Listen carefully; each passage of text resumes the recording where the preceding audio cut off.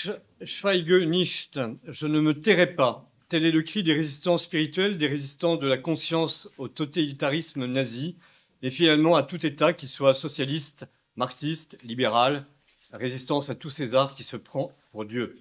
C'est le cri aussi de la Rose Blanche, ce groupe d'étudiants chrétiens qui, à Munich en 1943, comme nous venons de le voir et l'écouter, se lève contre la barbarie nationale-socialiste.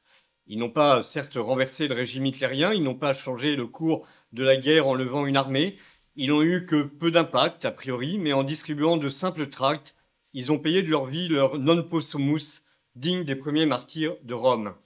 Sophie Scholl, 21 ans, son frère Hans Scholl, 24 ans, et Christoph Probst, 23 ans, puis d'autres, sont décapités dans une prison de Munich en 1943. Alors, ils sont à la fois ultra connus, outre-Rhin, nombre de plaques, de lycées, des gymnasiums portent leur nom et ils apparaissent comme des figures héroïques des heures qualifiées les plus sombres du Reich. Et pourtant, peu connaissent les détails de la Rose Blanche et encore moins les ressorts intellectuels, les fondements spirituels qui ont poussé ces jeunes Allemands à résister quand tout le monde se couchait. C'est le grand apport de ce livre, monsieur. Vous analysez, décortiquez toutes les ramifications, les raisonnements, les débats intérieurs qui ont conduit à l'action. L'action est ici comme le fruit d'une maturité intérieure admirable. Être libre et être, selon la maxime de Monseigneur Charles, être des contemplatifs. Votre incroyable connaissance du sujet nous ouvre des horizons insoupçonnés. Vous parvenez même, ça me fascine, à reconnaître dans les différents tracts les passages qui sont écrits par tel ou tel des membres de la Rose Blanche. Monsieur Peter, et cela explique peut-être votre don pédagogique, à l'origine, vous êtes professeur de maths. Vous êtes de Colmar, mais né réfugié à Versailles. Et vous êtes né un an avant la Rose Blanche. Donc vous êtes alsacien, yo. Cela peut aider un peu peut-être pour lire la langue de Goethe. Votre parcours est aussi original que votre manière de porter le chapeau. Vous avez été enseignant, donc presque missionnaire en Afrique et en France. Vous avez fait des études donc de maths, j'ai dit, et pourtant vous êtes un bavard, comme un bavard littéraire. Mais comme ce que vous dites est toujours passionnant, il va être difficile ce soir de vous interrompre, et pourtant c'est la mission de nos trois interrogateurs. Donc tout d'abord, nous commencerons par Louis, notre jeune espoir. Ensuite, Antea, notre atout charme, et ensuite notre D'Artagnan moderne. Monsieur Peter, honnête homme au sens du XVIIIe siècle, vous avez aussi été critique de cinéma dans la revue Place Royale. Et à votre retraite, vous reconvertissez complètement dans des travaux littéraires sur des auteurs chrétiens pour en souligner la portée dans leurs œuvres. Alors, Graham Greene, bien sûr Dostoïevski, mais aussi Stefan Zweig ou Romer. Mais surtout, vous êtes le redécouvreur et vous êtes né de l'écrivain allemand Gertrude von Lefort, l'amie d'Edith Stein, celle qui a inspiré directement Bernanos pour le dialogue des Carmélites. Grâce à la complicité de Benoît Mancheron, votre éditeur de Via Romana, vous avez réédité La femme éternelle de Gertrude von Lefort et des méditations comme La nuit allemande et autres récits de résistance. Et là ensuite, la divine providence, avec la chute du mur de Berlin, a fait ressurgir les archives cachées par la RDA, peut-être cachées parce que trop chrétiennes, et vous avez fait découvrir donc cette providence, les carnets et lettres de Hans et Sophie Scholl. Et alors en les rassemblant, vous avez monté ce spectacle dont nous avons lu une partie, et en résumé, et qui forme en fait le cœur vibrant de cette biographie de Hans et Sophie Scholl. Biographie ou plutôt portrait spirituel croisé. C'est un peu déroutant parfois, le plan, la table des matières est un peu étonnante, mais en fait ça passe. Ça passe même très très bien.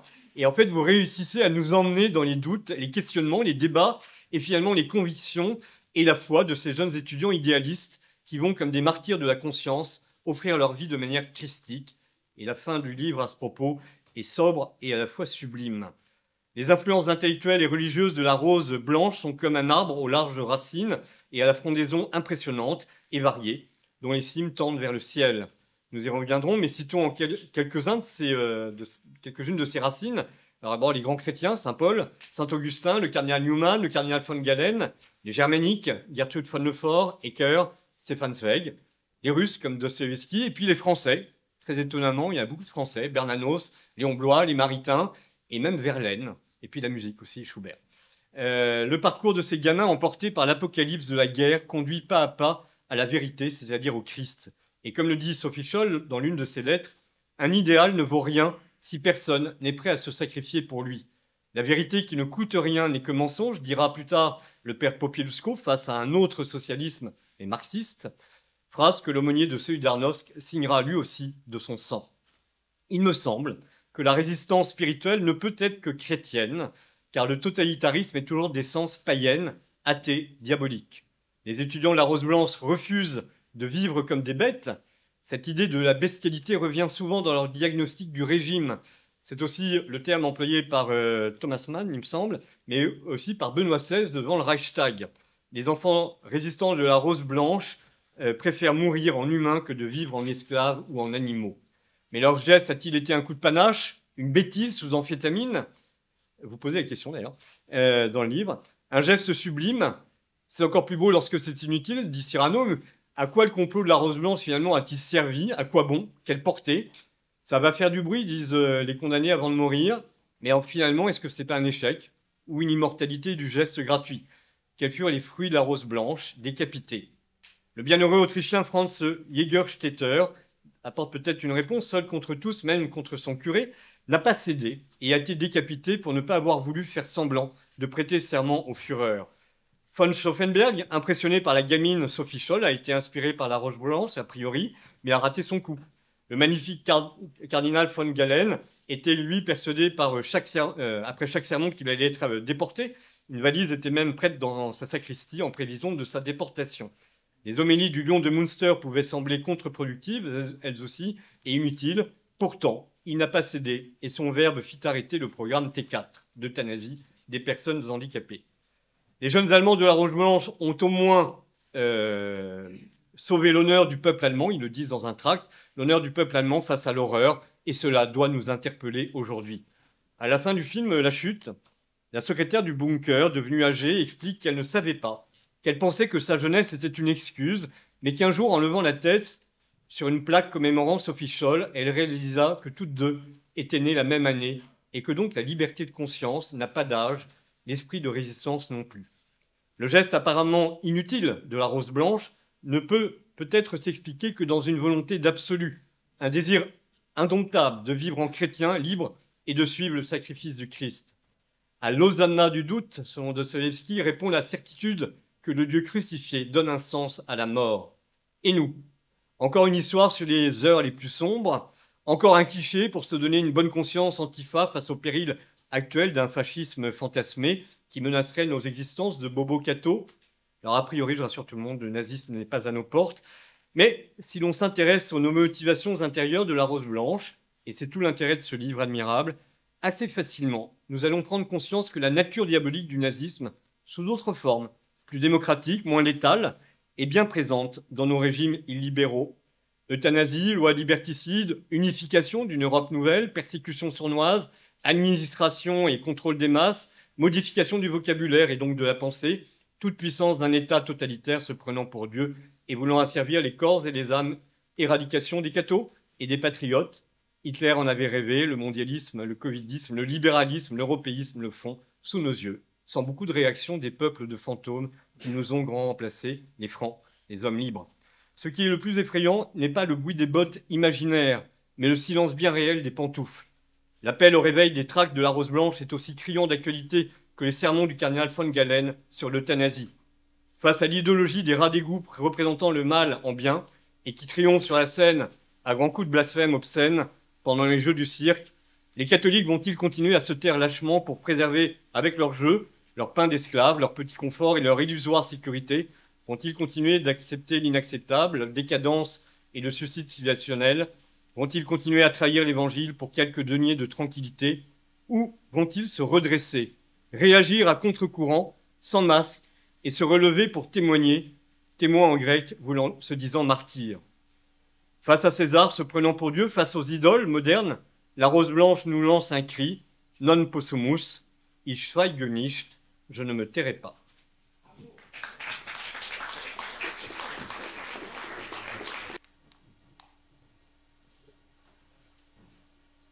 Bonsoir Monsieur Peter, merci d'avoir accepté notre invitation. Bienvenue au Cercle Saint-Honoré. Bonsoir. Donc pour moi, la première partie, je vais plus vous parler des faits historiques, vous poser des questions plutôt. Donc, pourriez-vous nous parler des tracts, quoi est-ce qu'ils consistent, à quoi ressemblent-ils et ce qu'il en reste aujourd'hui?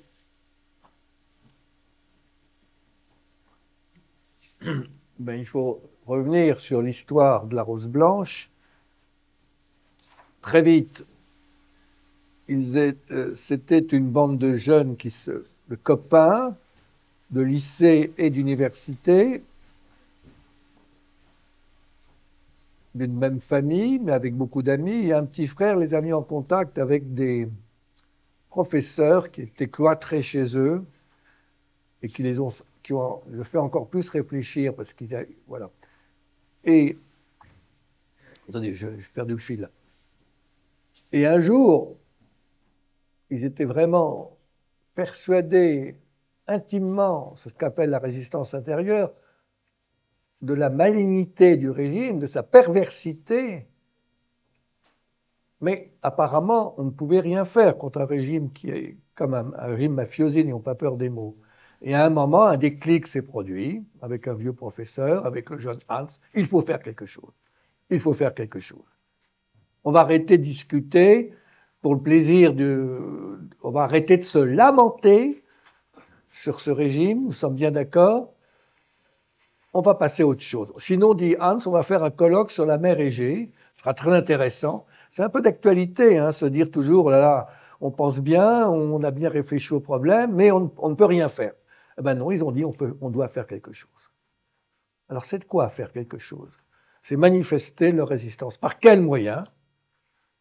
Ben, le premier moyen qu'ils ont vu, mais il y en a eu d'autres qu'ils ont pris, on l'oublie un petit peu, ça a été de diffuser des tracts, c'est-à-dire de prendre à témoin le peuple allemand de la situation épouvantable où ils se sont mis en se soumettant pas à pas à ce régime.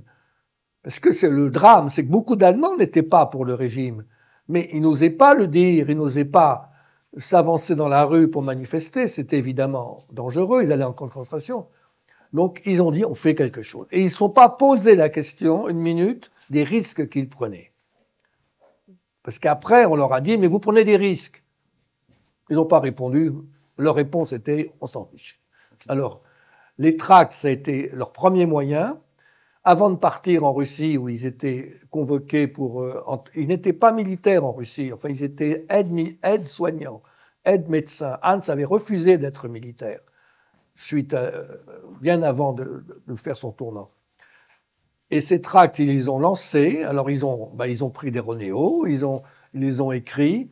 Hans, on ne sait pas très bien qui les a écrits, mais Hans, c'est son grand ami Alexandre Schmorell, qui était orthodoxe. Sophie était leur mascotte, présence féminine, mais elle avait aussi des amis. Il y avait d'autres présences féminines. Et ces tracts, ils les ont écrits.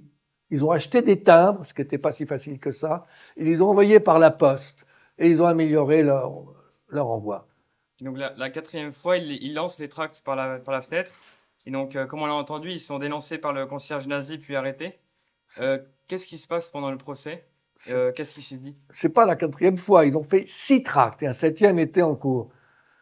Le 6e tract, qui était édité à des milliers d'exemplaires, là, ils avaient commencé à prendre de l'expérience. Ils le diffusaient. Ils avaient tout un réseau à eux, Villigraphe, à aller en province les chercher. Enfin, les diffuser, excusez-moi.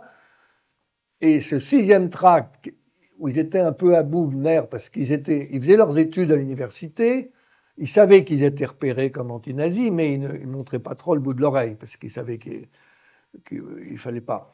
Et ce 6e tract, quand ils l'ont distribué, qui est appelé à l'insurrection, il n'y a pas d'autre mot, sabotage, parce que dans leur tract, ils ne disaient pas Hitler est méchant, ils disaient saboter le régime, foutez-le en l'air. Enfin, ils ne disaient pas foutez-le en l'air, mais c'est ça que ça voulait dire. Ils allaient les mains nues, c'est pas une résistance symbolique. Ils disaient saboter, refuser. Et si vous ne sabotez pas, et ils appelaient leur conscience. Donc le 6e tract, là, ils ont été pris. C'est un peu mystérieux comment ils ont été pris. Est-ce qu'on était sur leur piste ce jour-là? Est-ce que Sophie a eu un acte imprudent en jetant les tracts? Pourquoi ne se sont-ils pas sauvés? En tout cas, là, ils ont été pris. Et après, évidemment, la Gestapo les a interrogés. Et il y a eu un procès bâclé, qui est une horreur, qu'ont vu certains dans un film. Et ils ont été exécutés. Et qu'est-ce qui s'est dit pendant le procès? Est-ce qu'on a des écrits? Ah oui, il y a eu- Oui, alors il y a des archives qui ont, comme l'a dit tout à l'heure Arnaud, je remercie d'avoir cité Traut Junge.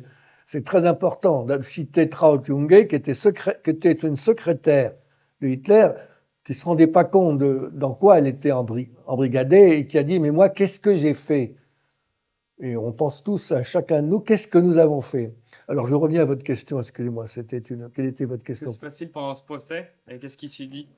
Oh, ben là, il y a un film excellent, je pense que certains dans la salle l'ont vu, le film, il raconte ça très bien. Pendant ce procès, c'est une pantalonnade extraordinaire face à la dignité des accusés.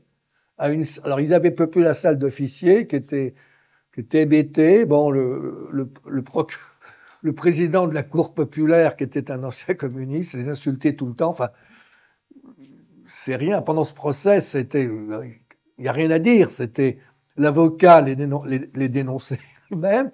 Si, ce qui s'est passé de très beau, c'est que pendant ce procès qui était une honte et qui choquait quand même tous les gens qui avaient encore un peu de sens de l'honneur, les parents ont pu s'introduire subrepticement à la fin, ont interpellé les juges et ont dit « c'est vous qui serez jugés bientôt ».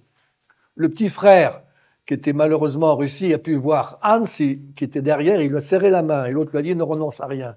Pendant le procès, ils ont été soutenus de manière extraordinaire par la prison de Stadelheim où Sophie était incarcérée. Je ne dirais pas que tout le monde priait pour eux, mais c'était quasiment comme ça. Sophie a fait un rêve extraordinaire qui a été rapporté.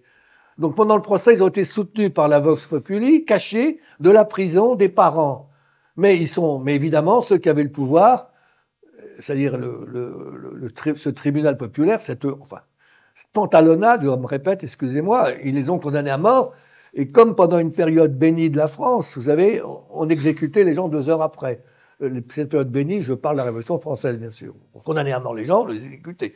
Donc ils ont été exécutés. Mais entre-temps, ils ont eu un entretien extraordinaire avec le pasteur, parce qu'ils étaient obligés d'avoir le pasteur. On ne sait pas très bien si c'était devenu catholique ou protestant, peu importe. Et ils ont quand même prié pendant une demi-heure avec le pasteur. Donc, pendant le procès, il s'est passé des choses extraordinaires. Pantalonnade et dignité extraordinaire. Comme l'a dit tout à l'heure dans Le soleil brille encore, a dit Sophie, et rêve de Sophie extraordinaire. Hans s'est pas démonté. Enfin, ça a été quand même, oui, ça a été très beau. Okay, à ce point de vue-là, quelqu'un m'a dit, je ne veux pas venir à cette réunion parce que c'est triste. Je lui ai dit, mais non, c'est pas triste. C'est pas triste, c'est rayonnant. Enfin, ce qu'ils ont fait, pas moi. Moi, j'ai rien fait, attention. Et donc, les corps sont rendus suite à leur exécution à la famille. Est-ce qu'il y a des mouvements de soutien qui sont créés? Non, des mouvements en parallèle? Ils ont eu beaucoup de chance. Les corps n'ont pas été voués à la voie publique, ils ont été enterrés dans un cimetière. La famille a pu assister ainsi que des amis.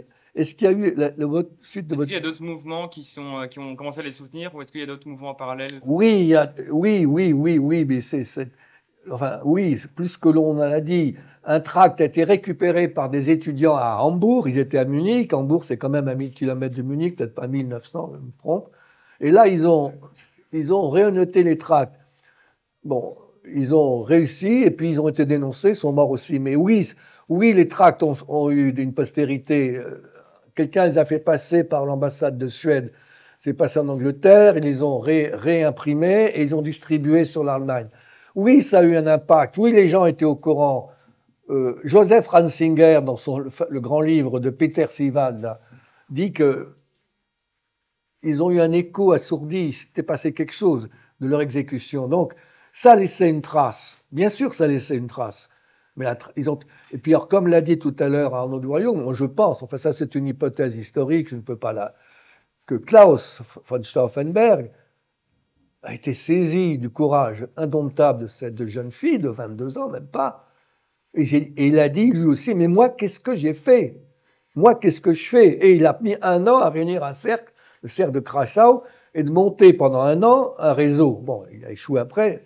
Donc, il y a eu des répercussions.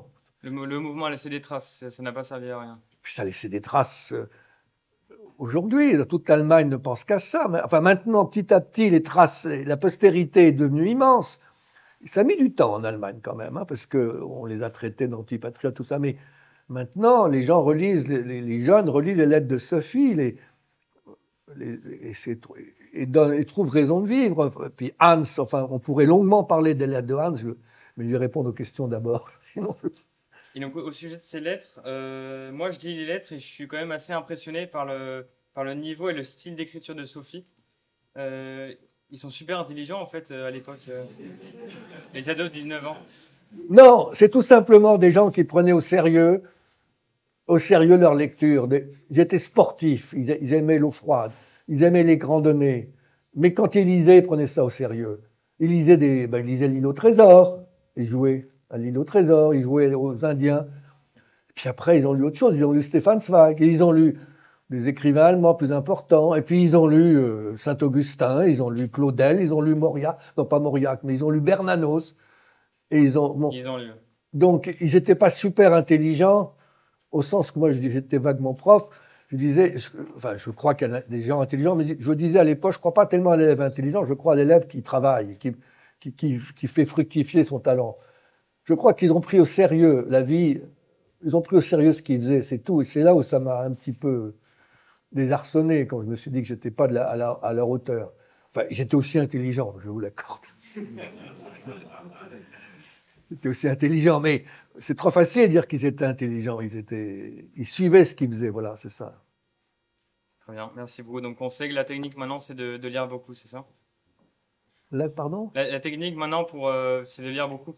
Ben, je pense que s'ils ne sont jamais tombés dans le système de bourrage de crâne nazi, bien que les mouvements de jeunesse auxquels ils ont adhéré jeunes, qui étaient des beaux mouvements de jeunesse, ont été pris en main par la mafia. J'appelle la mafia le régime nazi, hein, que ça soit très clair. Mais ils ne se rendaient pas très bien compte. Eux, c'était la débrouillardise, c'était les chants, pas forcément les chants allemands, les chants autrichiens, les chants d'autres pays. C'était faire des randonnées extraordinaires, se renier au coin du feu.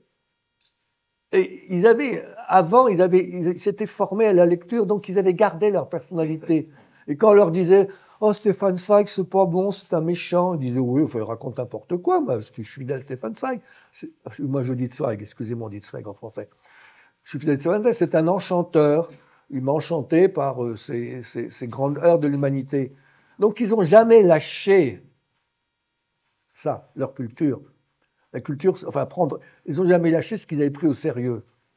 On peut parler de leur foi, c'est d'autres questions, donc je continue aux réponses. Pour revenir rapidement sur les tracts, ça sera ma dernière question, après je laisserai les autres parties. Est-ce qu'il en reste du coup des tracts aujourd'hui? Est-ce qu'on en a dans les musées les tracts, il y a des archives sur toute la famille Scholl, les tracts en font partie, tout le monde peut les consulter, ils ont été traduits plusieurs fois, je les ai retraduits pour des raisons de copyright. Les tracts, oui, il y a des livres, enfin j'ai cité en bibliographie les livres où vous trouvez les tracts, oui. Oui, les tracts sont maintenant, ça y est, c'est devenu une sorte de bible de leur action. Parce qu'évidemment, quand on prend quelques extraits, excusez-moi, un peu familier, ça en jette, quoi, parce que là, ils y vont pas avec le dos de la cuillère hein, dans les tracts. Mais ils n'ont pas fait que des tracts. Attention, il y a eu, je ne sais pas s'il y a d'autres questions qui vont venir là-dessus. À l'université de Munich, quand les étudiants sont révoltés, ça a failli basculer. Eux s'étaient mis de côté parce qu'ils savaient qu'ils étaient un peu surveillés. Le régime savait très bien qu'il y avait des gens qui s'opposaient à lui. Il ne pouvait pas mettre tout le monde en concentration, donc on les laissait tant qu'ils ne montraient pas le bout de l'oreille. Ils ont quand même, 8 jours avant leur arrestation, maculé les monuments à plusieurs reprises de slogans aussi gentils qu'Hitler assassin, tueur de masse, Hitler dehors, et n'ont pas été pris. Assez bizarrement, parce qu'il y a peut-être des gens à Munich qui la nuit sont pas... Donc ils n'ont pas fait que des tracts, ils se sont battus à main nue. Bon, ça n'a pas évidemment la beauté des gens qui sont battus au ghetto de Varsovie. Je veux dire, ils n'ont pas pu entraîner, mais peut-être qu'ils espéraient entraîner. Je ne sais pas, on ne sait pas tout. Ils sont morts, on ne peut pas tout... Il reste un mystère. Mais ce n'est pas symbolique leur action. C'est pas symbolique, ce n'est pas des petits militants bien gentils.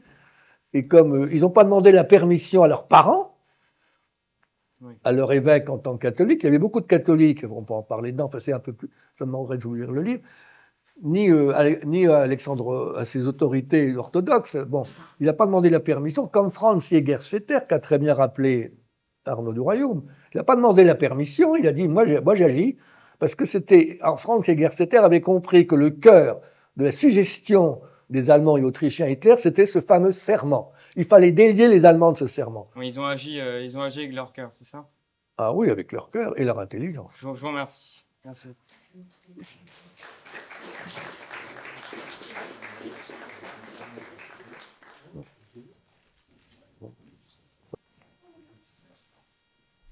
Guten Abend, Herr Peter.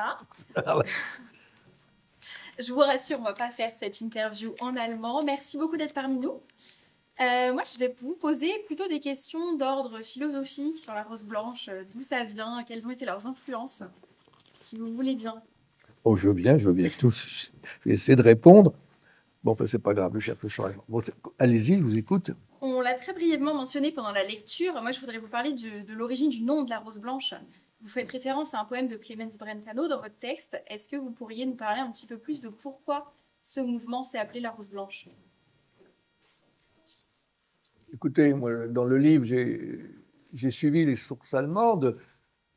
C'est un peu mystérieux. Tout simplement, la rose blanche, ça évoque une image de pureté. Alors, il y a plusieurs hypothèses qui s'entrecroisent ou qui se surajoutent. Je pense que je laisse au lecteur le soin d'en décider. La rose blanche, c'est lié peut-être à Dante, au rosaire. C'est peut-être lié à la rose blanche des émigrés qui soutenaient le camp.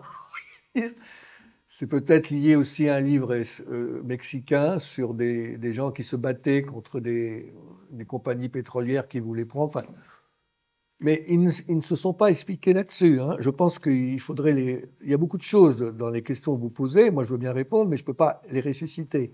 On ne sait pas tout. Leur histoire, comme m'a dit Yves Louka, qui est un ami sur Internet, enfin qui est prof, se lit comme un roman. Ce n'est pas de ma faute. Moi, je n'ai fait que rapporter comment. Donc, c'est un peu un roman. À vous d'imaginer ce qu'ils ont trouvé. Enfin, chacun est libre d'imaginer l'intérêt. En tout cas, la rose blanche, ça sonne bien, quoi. On peut penser. Ça sonne bien. On ne va pas faire des conjectures pendant des heures, alors. Moi, je voudrais aussi qu'on parle de la philosophie de Newman, si vous voulez bien. Il y a un des tracts, notamment de la rose blanche, qui s'incarne comme la mauvaise conscience, qui ne laissera pas en repos ses lecteurs. Est-ce que vous pouvez un petit peu nous expliquer comment la philosophie de Newman, justement, s'est incarnée dans le mouvement de la rose blanche? Oui, très rapidement. Hans et Sophie avaient un petit frère, j'ai déjà dit Werner, qui connaissait un garçon, Otto Eicher, qui était un peu plus jeune qu'eux, qui est devenu d'ailleurs, après la guerre, un designer célèbre, qui était très catholique et qui assistait avec ses amis prêtres à des réunions secrètes de catholiques contre le régime. Bon. Et quand il a rencontré la famille Scholl, la grande sœur était amoureuse de lui, peu importe, il trouvait qu'ils n'étaient pas assez encore ancrés enfin, ils n'étaient pas assez vivaces dans leur antinazisme. Il voyait bien qu'ils étaient, enfin, pas raconter le livre, mais qu'ils avaient pris un coup sur la tête. Mais donc, il les a mis en relation avec ce que j'appellerais la fine fleur du catholicisme allemand, Karl Muth, qui dirigeait une revue de haute tenue, et un philosophe un petit peu oublié, mais qui est original, Theodor Hecker. Theodor Hecker, qui a lui, qui était je dis confiné, on me l'a reproché, qui était interdit d'enseignement, interdit de conférences, bien sûr, qui était surveillé par le régime. Il avait dit, ça a été rappelé tout à l'heure, que le régime nazi, c'était la caricature de la croix, donc c'était antichrist, donc il n'était pas très bien vu. Hein. Mais il était chez lui, il avait le droit encore de réfléchir chez lui. Et Theodor Hecker avait dans sa jeunesse, enfin, il s'est lu beaucoup Newman et Kierkegaard. Et il s'est converti du protestantisme, avec Kierkegaard, il s'est converti au catholicisme, ce qui est original. Mais Theodor Hecker a traduit Newman et l'a un peu introduit en Allemagne. Donc, Theodor Hecker leur a mis, les amis, excusez-moi, sur la piste de Newman. Alors, votre question, c'est en quoi cela les a influencés? Ben, écoutez, il y a des gens plus calés que moi pour parler de Newman, de sa conscience éclairée. Je pense que Newman a beaucoup insisté sur la conscience, mais pas n'importe quelle conscience. La conscience éclairée, c'est-à-dire la conscience de l'homme qui travaille sur lui pour être à l'écoute de la voix de Dieu. Ce n'est pas la conscience qu'on connaît aujourd'hui. Moi, j'ai conscience, par exemple, aujourd'hui, le matin, je suis un homme, l'après-midi, une femme, le soir, je suis bisexuel. Enfin, c'est un peu ça. Non, c'est ma conscience, non. C'est pas ça que Newman. La conscience, c'est un travail sur soi pour se laisser infuser par Dieu. Puisque nous sommes incarné. Nous avons une histoire, on y reviendra. Icare était le grand, leur a appris que l'homme, le chrétien a une histoire, puisqu'il croit à une histoire. Il est chrétien. Or, être chrétien, c'est croire qu'il y a une histoire, celle du Christ. Donc, nous avons une histoire. Et si nous avons une histoire, eh bien, c'est vis-à-vis, nous laissons, si vous voulez, prendre par notre histoire, nous assumer notre histoire et se laisser infuser par la grâce de Dieu, par Dieu. Donc, c'est cette conscience éclairée. C'est le contraire de la conscience du subjectivisme qui était la plaie du nazisme. Il y a une lettre de Sophie qui a été citée tout à l'heure, où elle dit « J'enrage de voir le subjectivisme qui triomphe. Les gens pensent qu'ils ont raison parce qu'ils le pensent. » Elle en pleure. C'est pas ça. Il y a l'objectivité, c'est aller plus loin aller plus loin que rester avec soi-même. Je pense que c'est une actualité brûlante. Enfin, je ne veux pas faire je ne dirai pas plus. Hein. Sophie et ses amis, en 1900, entre 33 et 40, ils étaient quand même très très jeunes.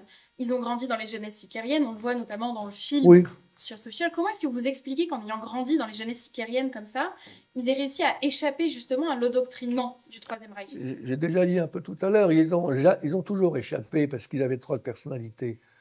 Ils lisaient Wichert, enfin Wichert vous ne connaissez pas, mais ils lisaient Stefan Zweig, il contestait. Vous savez, quand vous êtes dans un groupe, tout ça, puis quand on vous dit des choses qui ne vous plaisent pas, bah, vous ne claquez pas la porte. Parce que ces mouvements de jeunesse, c'était le piège diabolique. Le père était ceux qui s'arrachaient les cheveux. Le mouvement de jeunesse, c'était de leur dire la jeunesse conduit la jeunesse, vous êtes important. C'est vous les jeunes qui êtes importants. C'est vous qui allez fabriquer la nouvelle Allemagne. Jusqu'au jour où ils sont aperçus, et ça, ils ne l'ont pas pardonné, qu'ils étaient manipulés. Parce qu'on leur disait, allez-y les gars. Alors, mais bien qu'ils ont été pris par peut-être un peu aussi peut-être contents de jouer un rôle important, ils avaient un certain charisme quand même. Hein. Stefan Michel est compté dans la région d'Ulm. Ils avaient beaucoup de jeunes sous les cheftaines de beaucoup de gens. Enfin, Sophie Scholl était cheftaine de beaucoup de monde. La grande sœur avait un rayonnement. Et alors, la question que vous avez posée, c'était, oui, ben, ils ont gardé ce noyau indestructible de l'être qui est leur personnalité parce qu'ils avaient lu, mais lu vraiment. Ils n'avaient pas lu pour se raconter à la grande librairie. Ils n'avaient pas lu pour faire étalage de leur vanité. C'est ça, je pense, qui est très important. Ils lisaient vraiment. Et à un moment, ils ont dit, c'est plus possible. Et puis surtout, ils ont rencontré des gens qui les ont guidés. Karl Muth les a guidés. Karl Muth était un admirateur, par exemple, était un grand admirateur du Saint-Cyr de Turin. Theodor Ecker a permis à Newman d'être connu en Allemagne et aussi à Kierkegaard. Et à la sortie de la guerre, il y a un certain séminariste de 18 ans qui avait vécu la guerre, on avait zigouillé son petit séminaire, qui a dit « Je respire enfin » en lisant Newman. Ce séminariste qui était à Munich s'appelle bien sûr Joseph Ratzinger. Donc il y a un lien secret, enfin indirect entre eux et Joseph Ratzinger, qui est devenu après, je pense, vous le savez, le pape. Vous avez donc, est-ce que j'ai répondu à votre question? Bah, moi, je trouve ça quand même étonnant parce que les jeunesses icariennes, c'est un mouvement qui participe d'un endoctrinement qui est bien plus fort que simplement l'influence d'un groupe d'amis. C'est un système qui est étudié, c'est l'école, c'est les organisations de jeunesse, c'est au global une opinion qui n'était peut-être pas majoritairement écrasante dans le pays, mais qui était malgré tout la plus bruyante, c'était l'opinion du régime. Comment est-ce que vous expliquez en fait que ces jeunes aient réussi à échapper à la banalité du mal, à tout ce qui a été expliqué, oui. Tout ce qui a participé notamment de la création Oui, alors ils ont été dans ces mouvements, ils étaient même dynamiques, mais ils n'ont jamais participé à ce qui nous horrifie aujourd'hui à l'idéologie nazie. Ils n'avaient rien contre les juifs, ils ne voulaient pas massacrer. Simplement, ils disaient, nous, c'était un peu un sorte de pacte, laissez-nous faire, laissez-nous nous débrouiller avec nos mouvements, laissez-nous être des mouvements dynamiques, et puis vos histoires, ben, c'est des adultes. Vous savez, ils avaient 14 ans, 15 ans, 16 ans, ils étaient très jeunes, alors peut-être ils sont peut-être un peu montés la tête, peut-être que Hans, ils étaient importants. Alors, la banalité du mal, le mal du régime, il n'est pas apparu, enfin, pour des jeunes, il n'est pas apparu. Je n'en sais rien, il faudrait leur poser la question. C'est compliqué. Ça nous paraît, aujourd'hui, c'est facile, mais il faut... C'est vrai que le père qui n'était pas tellement chrétien, enfin, agnostique, s'arrachait les cheveux, disait, Hitler, c'est le joueur de flûte de Hamelin, celui qui a entraîné, c'est une légende allemande que vous connaissez peut-être pas, celui qui a entraîné tous les jeunes d'une petite ville à disparaître, enfin, qui avait sauvé une ville des rats et qui après a emmené la jeunesse. Et les jeunes disaient, mais non, papa, tu comprends rien, tout va bien en Allemagne, tout reprend, le commerce reprend, il n'y a plus de chômage, les jeunes, le régime était assez, comme le régime, enfin hypocrite, ils n'ont pas peur des mots, il essayait de plaire. Alors, se sont-ils laissés griser? Écoutez, c'est une question, moi, je ne peux pas répondre à leur place, mais il faut lire les témoignages de leurs amis, Suzanne Hersey, qui disait que c'était pour eux une occasion de montrer leur talent. Mais ils ne se rendaient pas compte que derrière, il y avait un régime criminel. Aujourd'hui, c'est facile parce que quand ils dénoncent, par exemple, dans un tract la persécution des Juifs en 1942, c'est parce qu'ils avaient des relations dans les hautes sphères. Ils étaient quand même des gens assez bien vus. Et ils commencent à dire, c'est le début de la persécution, ils n'ont pas pu voir le reste. Alors, maintenant, pourquoi ont-ils été pris par cette espèce de ferveur? Écoutez, je ne sais pas, moi je ne suis pas, il faudrait leur demander, hein, poser une question, moi je ne sais pas. Si j'ai l'occasion, j'y manquerai pas. Non, mais il faudrait leur demander, je veux dire, je ne veux pas plaider en leur faveur trop ou dire, je ne sais pas, vous savez, dans notre jeunesse, on fait des bêtises, enfin on fait des bêtises, on sait savoir par moment. Enfin, il ne faut pas voir ça avec nos yeux d'aujourd'hui, il faut voir ça avec un régime qui plaçait ses pions. Et je voudrais qu'on parle un petit peu de Fritz, du coup, qui a quand même combattu pour le régime. Fritz n'était pas nazi. Mais il n'était pas non plus résistant. Est-ce que justement Oui, l'engagement de sa fiancée, Sophie... Fritz n'était pas nazi, c'était un ami du petit frère Werner qui n'était pas du tout nazi, qui a voulu refuser de prêter serment à Hitler et qui a failli ne pas avoir le bac. Simplement, il avait la vocation d'officier avant la venue du régime. Et d'ailleurs, il le dit à Sophie très tranquillement, il dit « Oui, tu n'es pas d'accord, mais tu me mets dans une position impossible ». C'est-à-dire que c'est vrai, ça, mais je veux pas. C'est un débat sur lequel je ne voudrais pas. C'est pas que je ne veux pas y rentrer, je veux bien rentrer, mais il a dit ben moi, je crois servir la patrie, je ne fais pas des choses épouvantables. Et Sophie ne lâche rien, elle le pousse dans ses retranchements, et petit à petit, il s'avoue vaincu. Et il lui demande d'ailleurs de continuer à la challenger dans ses opinions.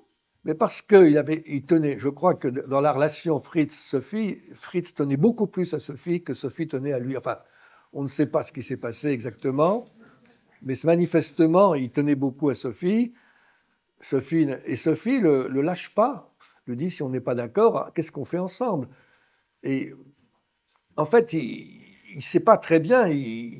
Alors pourquoi n'a-t-il pas combattu les armes à la main le régime? S'il l'avait fait, il aurait été exécuté. Quand il a appris la mort de Sophie, il a quand même secouru la famille. Oui, c'était ma question. Qu'est-ce qui s'est passé après, quand il est rentré du front, qu'il a appris la mort de Sophie? Il a été catastrophé. Alors, il a fait tout pour aider la famille Scholl, qui était quand même mal vue. Il avait deux enfants qui s'étaient élevés contre le régime. En Union soviétique, je crois qu'ils seraient tous partis en camp de concentration. Ils seraient tous partis au Goulag. Là, ils sont restés. Miraculeusement, on les a pris. Ils ont réussi à se sauver. Enfin, il a tout fait pour les aider, leur donner à manger. Et il a épousé ensuite la grande sœur. Ça, c'est notre problème. Non, pas la grande sœur, la petite sœur, excusez-moi. C'est Okashak. Mais... si vous voulez, il y avait quand même entre Allemands qui étaient contre le régime une certaine solidarité. Ensuite, il a démissionné de son poste d'officier, enfin de grand officier. Il était capitaine, il a dit maintenant je redeviens simple adjudant, ce qui était accepté. Oui, parce que la Wehrmacht avait quand même un peu d'indépendance par rapport au régime. Je ne vais pas rentrer là-dedans. C'était un peu compliqué comme débat. Il a démissionné, il aurait sauvé, paraît-il, la maison natale de... comment s'appelle notre grand Pasteur, l'Allemand voulait démolir par représailles. Et à la fin de la guerre, tout à fait à la fin de la guerre, il a réussi à se sauver sa peau et à se rendre. Alors, est-ce qu'il s'est engagé plus ou moins publiquement contre le régime? Ah ben non, mais si vous engagez publiquement contre le régime... On s'entend sur la notion de public. Vous étiez sûr du résultat. Non, ce que la Rose Blanche a tenté, c'est pas défiler dans la rue en disant le régime est ignoble, c'est en disant basculer. Parce qu'attention, à l'université de Munich, ça aurait pu basculer. Le régime ne pouvait pas quand même se mettre à dos tous ces soldats. C'était des soldats qui ont aidé les filles à l'université de Munich et qui les ont soutenus quand elles sont révoltées contre les paroles scandaleuses et grossières du Gauleiter. Finalement, le régime a reculé. Et puis après, il a repris ses pions. Si vous faites reculer la mafia dans une ville que je n'aimerais pas, dans le sud de la France, ils reculeront, et puis après, en douce, ils vous tueront. Enfin, vous savez, quand vous avez des mafias, ça ne cède pas. Il faut ça. Alors, moi, je ne sais pas ce qui. Alors, ils ont peut-être espéré, on a dit qu'ils espéraient que vu que les étudiants s'étaient rebellés contre la grossièreté du Gauleiter, ça allait basculer. On n'en sait rien. En tout cas, ils ont témoigné. Je ne peux pas vous en dire plus. Eh ben, merci beaucoup, Enfin, Monsieur Péter, pour vos réponses. Je peux vous en dire plus, mais tout vient.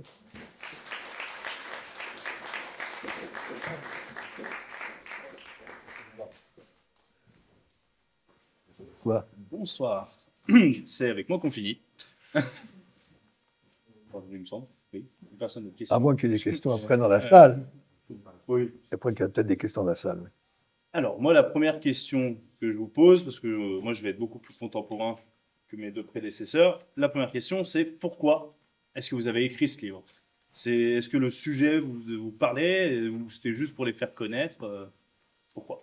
Bon, je n'ai pas écrit le livre, nous avons fait des lectures grâce, Clémentine et Cyril. Alors, comment j'ai eu connaissance de leur action? Ça a été dit tout à l'heure. Un jour, nous étions dans le désarroi, on manifestait pour un mouvement sociétal, ça remonte à loin, 6 ou 7 ans, 8 ans.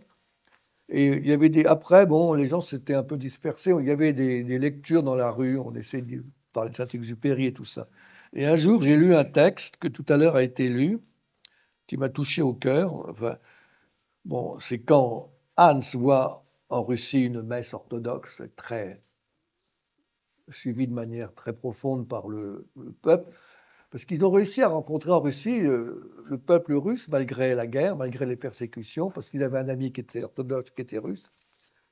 Et après cette assistance à une messe, il a vu la ferveur de ce peuple russe, qui était quand même une situation difficile. Je voudrais rire au-dessus de ces hommes, brisés, toujours vole un ange qui est plus fort que les puissances du néant. Et le jour même, il dit, le nihilisme spirituel est un grand péril pour la culture européenne. Mais dès qu'il a connu son ultime conséquence dans la guerre totale à laquelle nous avons fini par succomber, il a été vaincu, etc. Après le néant, plus rien ne peut venir.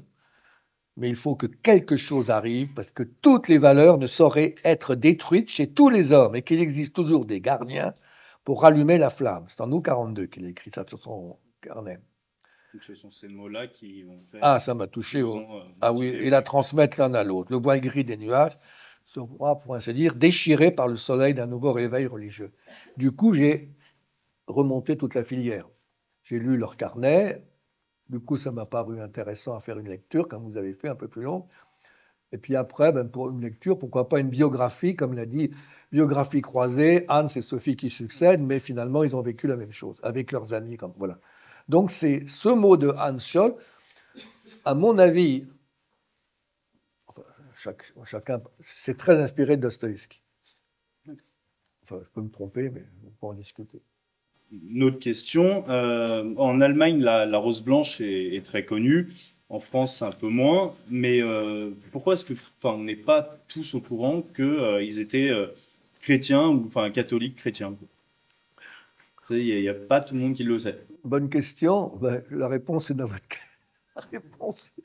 votre question. Pourquoi? C'est comme ça. J'ai même lu, parce qu'il y a une sécularisation, parce que les gens ne veulent pas voir qu'il fait jour à midi. Enfin, je veux dire, non, mais j'ai lu beaucoup de livres allemands là-dessus, et il y avait une publiciste allemande du grand journal libéral allemand, Süddeutsche Zeitung, qui est l'équivalent un peu du Monde en Allemagne du Sud. Et cette brave femme qui a 50 ans, qui est une publiciste, elle dit à un moment, oui, Sophie Scholl, alors oui, c'est pas mal, ils sont courageux, c'est des braves gens. Oh, elle a beaucoup de doutes sur la religion chrétienne, elle a beaucoup de doutes à un moment. Est-elle vraiment chrétienne? Bon, on a peut-être un peu exagéré. Tout ça parce qu'à un moment, elle est dans le désarroi mystique, elle cherche Dieu et s'aperçoit que c'est pas aussi facile que ça n'allait. Alors pourquoi? Je vous donne la réponse à votre question. Pourquoi? J'en sais rien. Moi, c'est vrai que j'ai beaucoup insisté là-dessus parce que les textes sont là. Les textes sont là. Ce serait le refus des textes. Je vais même très loin. Je pense qu'il y a dans Sophie Scholl des accents qui font penser à quelqu'un qui n'est pas chrétien. mais qui est quand même pour les chrétiens importante, est-il sum, qui a aussi le désarroi. Attention, il ne faut pas canoniser. Bon, c'est tout. Pourquoi ces chrétiens, je pense, bon, on a cité tout à l'heure Edith Stein, ils ne l'ont évidemment pas connu, enfin apparemment, mais parce que. Et puis pourquoi? Parce qu'ils avaient une mère, enfin, ils avaient un ami catholique qui était très catholique, un ami orthodoxe qui était très orthodoxe, et une mère luthérienne qui était très luthérienne, qui a transmis une grande piété. Alors la famille était plutôt protestante de piété. Ça, ils ont ranimé la foi à la lueur de leurs événements. Puis par leurs amis catholiques, mais je n'en parlerai pas maintenant, ce serait trop long, ils sont approchés très, très fort du catholicisme. Mais bon, ce serait une autre histoire. Enfin, on pourra en parler longuement. Alors, comme je vous l'ai dit tout à l'heure, moi je ramène aussi un petit peu de nos jours et avec les champions, les érudits qui, je mets des guillemets sur le mot érudit, hein, qui nous gouvernent, tout ça, là, quand on voit l'euthanasie, le 49.3, enfin, tous les antisémites, enfin, tout ça là. Voilà. Est-ce que un mouvement comme la Rose Blanche devrait être créé? Je pose la question. Vous êtes libre de répondre oui ou non. Hein. Je répondrai. Ils n'ont pas demandé la permission à leurs parents. Pourtant, leur père était favorable à il est allé en tôle parce qu'il a dit qu'Hitler était le fléau de Dieu, dénoncé par sa secrétaire. Ils n'ont pas demandé leur permission à leur mère, qui était une sainte femme, comme on dit. Ils n'ont pas demandé la permission qu'ils soient catholiques ou protestants à leurs évêques, à leurs curés. Ils ont foncé. Je ne vais pas vous répondre à cette question. Ce n'est pas à moi de dire aux gens ce qu'ils ont à faire. Donc on a compris, c'est à nous de foncer. Je vous laisse la liberté, je vous laisse la responsabilité. Non, mais ils ont foncé. Ils sont arrivés à un moment, à un mur. C'est très intéressant. Quand ils étaient d'accord entre eux, ça formait un cercle assez de gens intelligents, la fine fleur du catholicisme allemand, des intellectuels, ils connaissaient des gens intéressants, Gertrude von Lefort et tout ça. Puis un jour, quelqu'un a dit, maintenant on fait quelque chose, on arrête de discuter entre gens du meilleur monde. Ils étaient quand même à la pointe aussi de la culture allemande, c'était des gens cultivés, enfin ils s'étaient cultivés, ils avaient le sens de la culture, de la vraie culture. Alors pourquoi la question que vous avez posée, oui, que faut-il faire? Bah oui, non, mais je ne vais pas répondre à votre place. Non, mais je me suis dit peut-être que vous avez un avis, c'est pour ça. Ah, j'ai un avis, mais je ne vous le donnerai pas. Parce que je n'ai pas le centième du charisme de ces braves gens. Alors, techniquement, vous venez d'y répondre. J'allais dire, quelle serait l'adaptation si on devait réadapter de nos jours? Est-ce que, par exemple, nous, non pas que je vais faire le mouvement de la Rose Blanche, hein, mais est-ce que si, par exemple, nous, on essaye de faire des tracts comme eux, ça aurait le même impact de nos jours? Parce que, comme on a vu tout à l'heure, ils étaient à l'époque, ils lisaient beaucoup. Ils n'étaient pas forcément abrutis par la télévision qu'on voit de nos jours, les trucs stupides qu'on peut avoir. Est-ce que des tracts, des choses, on va dire, intellectuelles, ça fonctionnerait de nos jours? Écoutez, je rappelle une petite anecdote qui n'est pas connue. D'ailleurs, le fils Bernanos ne l'a pas prise au sérieux, ou le petit-fils.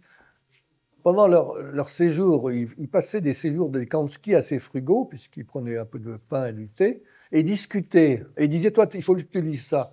Tiens, cette année, on lit le journal curé de campagne de Bernanos qui avait été traduit en allemand en 48. En 48, une bêtise, en 38. Parce que Bernanos, c'était... Bon, à l'époque, les textes un peu religieux passaient même dans l'Allemagne nazie. Bon, le Bernanos polémiste, il ne connaissait pas, bien sûr. Et il disait, mais il faut lire ça, vous vous rendez compte? Ce curé, qui est une fiction, parce que moi j'ai lu, enfin, je pense que dans la salle, certains ont lu un curé de campagne. Enfin, pour moi, c'est un livre magnifique sur le combat d'un curé abandonné par sa paroisse. Mais il disait, mais quel homme c'est? C'est-à-dire qu'ils ont été séduits par la fiction romanesque que Bernanos avait tirée du fond de sa foi. Et il disait, ben voilà, il a fait tout ça, ce curé, il n'a pas baissé pavillon, ben nous, on va faire pareil. Et Sophie disait, dans le train, je regarde les visages des gens, et je trouve qu'il y a beaucoup de visages avachis par l'abrutissement. Où elle était un peu sévère, elle disait l'abrutissement, l'alcool ou la propagande ou le tam-tam. Et elle disait, ben nous, enfin, ne se prenez pas pour n'importe quoi. Heureusement qu'elle n'est pas en 2024 dans les métros. Non, mais je n'ai rien dit. Mais je veux dire que, oui, enfin, c'était...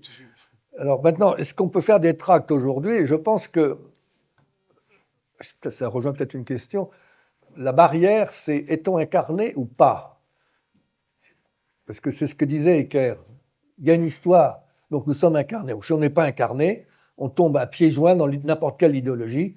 Et Dieu sait qu'aujourd'hui, elles fleurissent, on a fait allusion, je ne vais pas refaire le catalogue. C'est-à-dire que les idéologies, l'idolâtrie de soi, l'idolâtrie de tout, on peut se marier avec soi, pourquoi pas, il connaît. Non, mais est-on incarné? Incarné, c'est-à-dire, étant du côté de l'incarnation, vivons-nous notre histoire, acceptons-nous-la ou la refusons? Ou alors, on peut aussi être de très bons chrétiens et se réfugier, c'est la tentation bénédictine de Dreher, en disant le monde est mauvais. Mais on n'a pas à être cynique. Le monde est mauvais, c'est nous qui le rendons mauvais. Le monde est mauvais, je ne sais pas, moi je suis peut-être mauvais, j'en savais rien. Non, mais le monde est mauvais, qu'est-ce qu'on a fait pour le changer? J'étais enseignant, j'étais exaspéré quand mes collègues disaient les élèves sont odieux, tout ça. J'ai rien à cirer. Les élèves sont ce qu'ils sont. À nous de les transformer si on peut. Alors, ce qui est arrivé, ça, mais je veux dire, le monde est mauvais aujourd'hui, on ne va pas se réfugier dans une abbaye bénédictine. Cela dit, j'ai le plus grand respect pour le travail des bénédictins qui ont ensemencé la France et tout ça. C'est pas ça que je veux dire, mais on ne va pas se réfugier. Donc, à votre question, je n'ai pas certainement pas de consignes à donner. C'est la dernière des choses que je ferai, mais je veux dire, on doit réagir, si c'est ça que vous voulez dire. Oui, là, je suis d'accord. Et ensuite, la dernière question. Est-ce que Sophie Scholl, Hans, enfin, les principaux, on va dire, personnes de la Rose Blanche, est-ce que selon vous, ce sont des saints? Est-ce qu'il faudrait les canoniser ou non? Écoutez, c'est une question embarrassante. Alors, tout de suite, allons à l'essentiel. Alexandre Schmorell, qui était un garçon lumineux, mais assez sévère sur ses compatriotes, qui sentaient plus russe qu'allemand, a été béatifié par l'Église orthodoxe. Donc déjà, un de gagné. Bon, Christophe Probst, leur ami, qui s'est converti 2 jours avant son exécution, qui est devenu catholique, de protestant, n'a pas été béatifié. Écoutez, on pourrait le faire. Je ne suis pas contre, mais ce n'est pas moi qui suis dans... C'est pas moi non plus qui fais les signatures. Mais... C'est pas moi. Quant à Hans et Sophie Scholl, c'est la bouteille à encre. Ils étaient protestants en Allemagne. Bon, on est sérieux. Règlement est ce règlement. Vous êtes protestant, vous aurez un pasteur. Vous êtes catholique, vous aurez un prêtre catholique. Alors, ils ont eu droit à un pasteur parce que la prison était plutôt en leur faveur, enfin, le personnel des gens. Et au pasteur, ils auraient dit, c'est très contesté par certains, qui voulaient devenir catholiques. Le pasteur leur aurait dit, écoutez, vous allez être exécuté dans 1 heure, c'est pas gentil pour votre mère qui est une sainte femme, on n'a pas le temps, on vous convertit. Alors, je pense qu'on ne peut pas, de manière rigoureuse, béatifier des gens qui sont morts protestants avec un pasteur qui a pris avec eux de manière très belle. Mais ils sont dans notre cœur, l'important c'est que dans notre cœur ils soient béatifiés. Voilà, je pense que c'est ce que j'ai répondu. Tout à fait. Merci beaucoup. Voilà.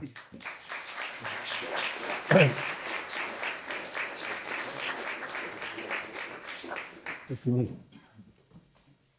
Einen herzlichen Dank für dieses Gespräch. Danke.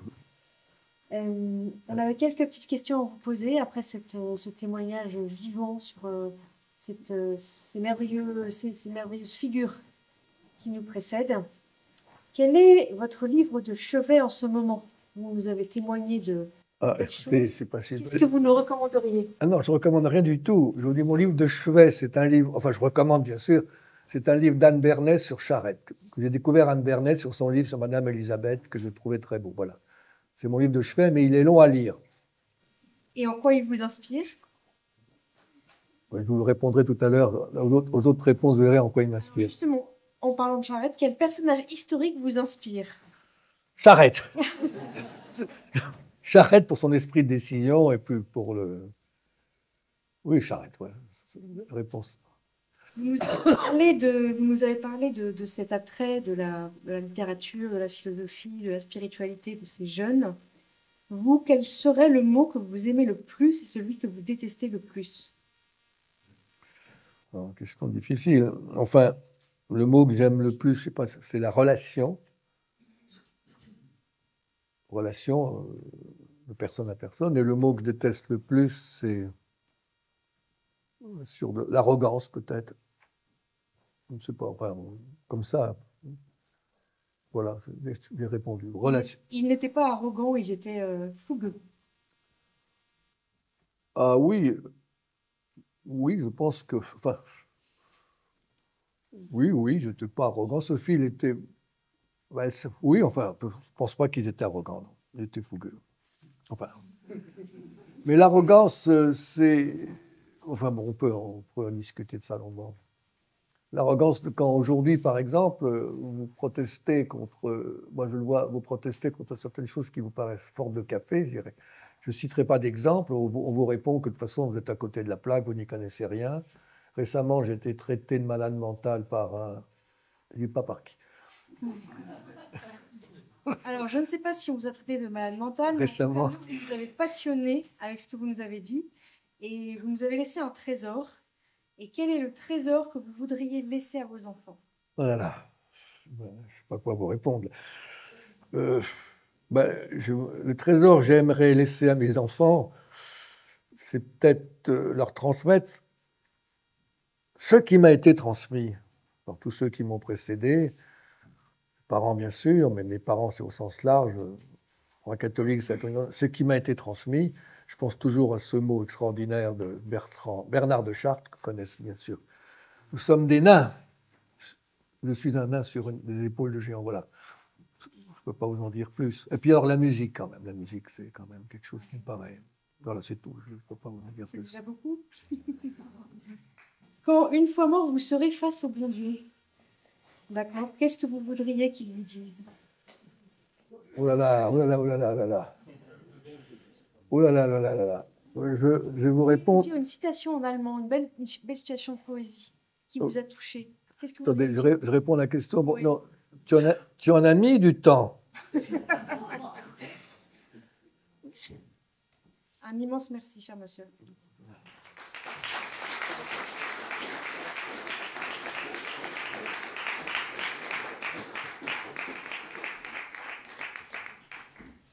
Alors, comme on est un peu en retard, enfin, on n'a plus du temps, on n'est pas très démocrate, on ne va pas poser de questions, on va pas laisser la salle poser des questions. En revanche, vous pouvez poser des questions directement à chez Peter. Oui, c'est bon. là-bas. C'est pas parce qu'on parle des heures les plus sombres et tickets de rationnement, mais on a eu... Non. On a eu un problème d'approvisionnement on a eu un petit problème d'approvisionnement de livres, donc ils sont un peu rationnés. Mais donc il n'y en a pas beaucoup, donc si vous voulez en acheter, dépêchez-vous. En revanche, on prendra toutes les commandes pour ceux qui le veulent, et ce sera livré à la procure, et donc on prendra votre nom, et vous aurez le livre que vous pouvez venir chercher après à l'échoppe de la paroisse, avec la dédicace qui ira bien. Voilà, on va se tourner vers le Seigneur. Si les gens de la chorale étaient là, ce serait génial pour pas qu'on m'entende trop. Et on va commencer par la prière de Hans, qu'il avait rédigée 31 juillet 42. Voilà. Et puis on chantera après donc, ce chant qui était un des chants préférés de Benoît XVI. On va alterner allemand-français. On va pas faire tous les couplets parce que c'est un Te Deum, mais on va faire 1,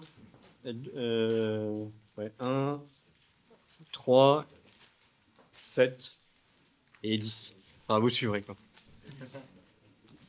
Au nom du Père, du Fils et du Saint-Esprit. Amen. Mettons-nous en présence de Dieu et adorons-le. Ô Dieu de l'amour, aidez-moi à surmonter mes doutes. Oui, je vois votre création qui est votre œuvre, qui est bonne. Mais je vois aussi l'œuvre des hommes, notre œuvre, qui est cruelle, qui s'appelle destruction et désespoir, et qui vient toujours frapper les innocents. Ayez pitié de ces enfants. Est-ce que la mesure de la souffrance n'est-elle pas pleine? Pourquoi la souffrance est répandue si unilatéralement? Quand est-ce qu'une tempête va-t-elle enfin balayer ces sans-dieux qui souillent votre image, qui sacrifient à un démon le sang de milliers d'innocents? Après cette pluie de grâce, le monde entier à nouveau rayonnera aussi loin que les yeux peuvent porter. Großer Gott, wir loben dir, Herr, wir preisen deine Stärke. Vor dir liegt die Erde schier, und bewundert deine Stärke. Wie du warst vor aller Zeit, so bleibst du in Ewigkeit. Grand Dieu, nous te bénissons, nous célébrons tes louanges Éternel, nous t'exaltons de concert avec les anges et prosternés devant toi. Nous t'adorons, ô grand roi. Alles, was dich preisen kann, Cherubim und Seraphinen, stimmen dir ein Loblied an, alle Engel, die dir insensen, rufen dir in Segen hoch, heilig, heilig, heilig zu, les saints et les bienheureux, les trônes et les puissances, et les forces dans les cieux, disent ta magnificence. Proclamons dans le concert le grand Dieu de l'univers. Gloire soit au Saint-Esprit, gloire soit à Dieu le Père, gloire soit à Jésus-Christ, notre Sauveur, notre Frère. Son immense charité de la perpétuité.